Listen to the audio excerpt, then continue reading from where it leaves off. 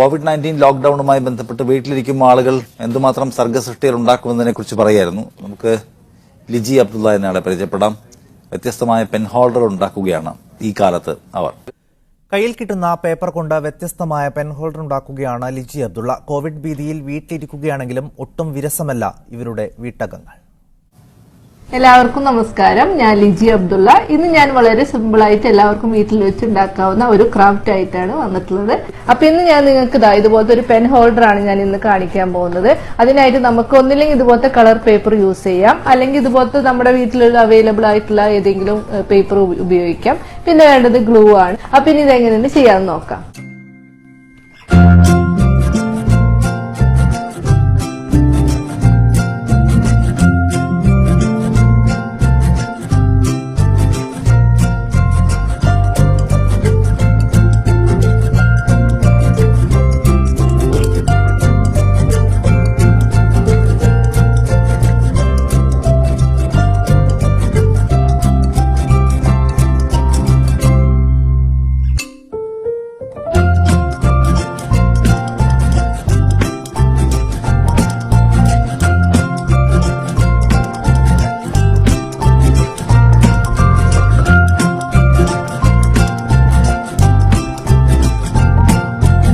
അപ്പൊ കണ്ടല്ലോ, ഇത് വളരെ ഈസിയാണ് ചെയ്യാനായിട്ട്. അപ്പൊ എല്ലാവരും ഇത് ട്രൈ ചെയ്ത് നോക്കണം.